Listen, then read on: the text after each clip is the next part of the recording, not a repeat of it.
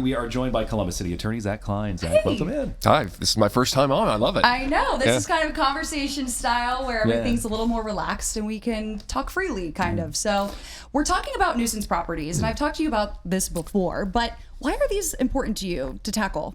Well, look, in a growing city with a lot of wonderful neighborhoods and families, no one should have to live next to a drug house or a house that folks gangs are living out of. There's, running guns, there's drive-bys, people are getting killed. Like, that's not fair to any family in the city of Columbus. And I have the ability under the Columbus Charter, but also state law to enforce these actions and to shut these places down to improve the quality of life for everyone. That's a priority of mine. So let's go to the Baymont Inn. This is on Morse Road. Take me to the beginning of this. When did this come on your radar that it was a huge problem area? Yeah, so when I actually, if you really want to go back, when I was a city council president, I passed and worked with the Hotel Motel Association to create a citywide licensing scheme. And so we had the buy-in of industry, we had buy-in of neighborhood leaders, because especially around that 161 Morse Road and 71 corridor, there were just a lot of problem motels that were popping off with prostitution, gangs, drugs,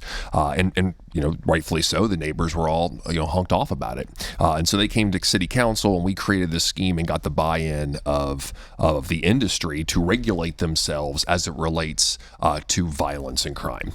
So the city created a permitting process that allows us to object to annual permits for places like the Baymont Inn. That is different, though. And an additional tool we have is the nuisance property of being able to file a lawsuit with court. But the court process, folks get frustrated. It can take a long time. Litigation can take a long time. But having that 1-2 punch of being able to pull a permit and at the same time file a lawsuit to shutter it or to close its doors, it helps clean up the neighborhood. And we try to give them a chance to get their things in order before getting to that. Very much so.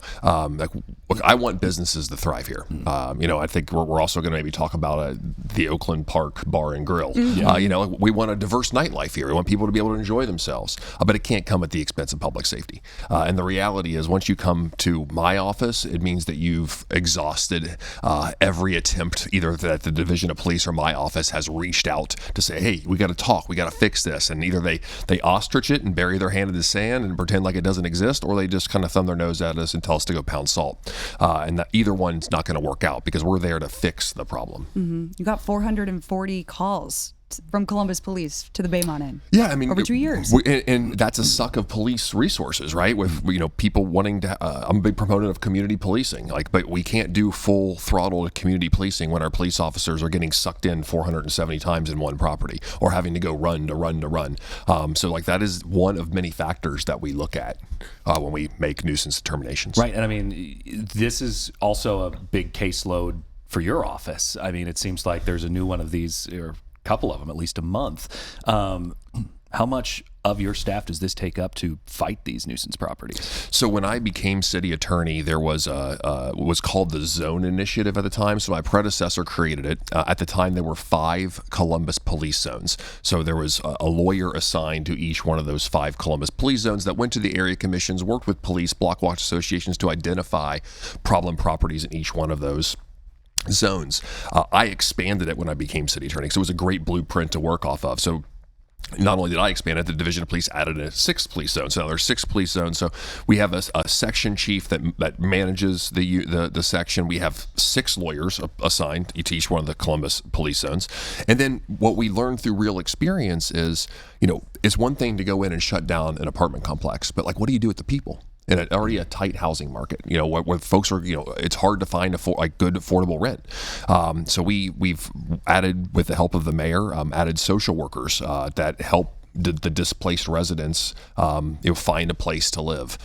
So we continue to expand, but it has been a priority of mine to focus on problem properties, because it really attacks crime and the quality of life for people just trying to raise their family. The stories that we hear about, hey, my kid's just playing out in the front yard, and there's this happens or that happens. I have kids, no family should have to deal with that. So it's a priority for us to be as aggressive as possible to shut those places down. And this takes us to the Linden area. the bar there that you're trying to hold accountable. There's been multiple shootings there. What was the tipping point with that bar? It was the most recent shooting. You know, we've already had them under court order, and a lot of these cases that you've mentioned and others, like they're generally already a case existed or has existed, and then they're being monitored by the court at that point. But sometimes, bad stuff still happens, and then you can file contempt actions. And then, it's one thing to say the city attorney's office is upset and we seek motions to do things. It's another thing to have the judge upset, and that's exactly what contempt of court is. It's like the judge can then impose criminal penalties, civil penalties, fines, etc. But like it's a place that, as you referenced, has a long history of problems. It was already under court order, and so dropping the hammer on it because someone got killed there. Gotcha. And changing topics real quick is that you have filed a lawsuit against the Trump administration over some executive orders.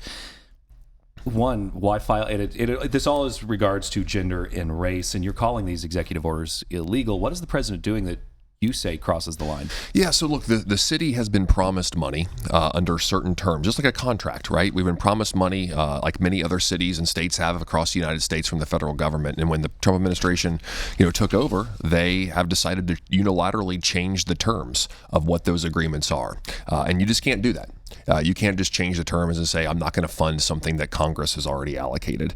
So this was our 9th lawsuit against the Trump administration because it's real money. It's tens, if not hundreds of millions of dollars that are coming to Columbus that help fund our division of police, help fund domestic violence advocates, help fund our infectious disease specialists. With an outbreak of measles in our community, you want to be able to have infectious disease experts figure out how we can contain the outbreak so it doesn't spread. All of those jobs are on the line because of the way the Trump administration is trying to change the terms of its grant agreements. That's cutting off real money. Like, I know it may sound political, but it's really not political. This is about money coming to the city of Columbus so that we can fund police, we can fund domestic violence advocates, we can fund infectious disease workers.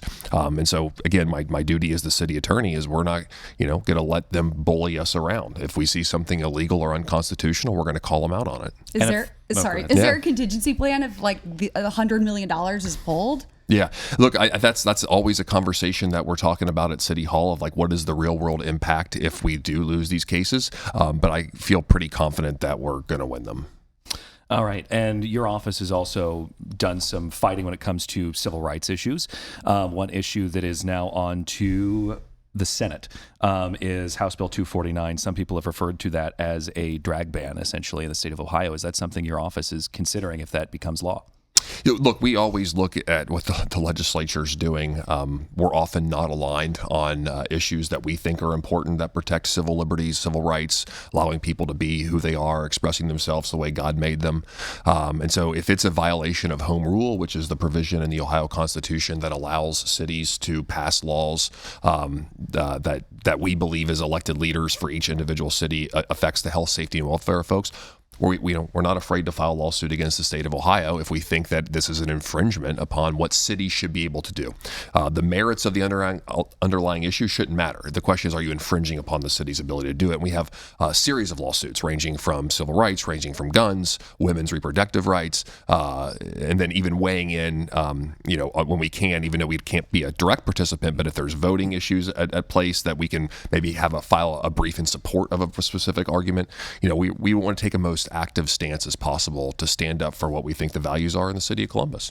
And you have a block-to-block event coming up. What is that? When's it happening and where? So we've had 3 already. Speaking of the 6 Columbus police zones, we started this last year. We did meetings in each of the 6 Columbus police zones. We have done 3 already this year. We have 3 to go. The next one's coming up in a couple weeks. It's going to be focused on the east side, far east side, southeast side.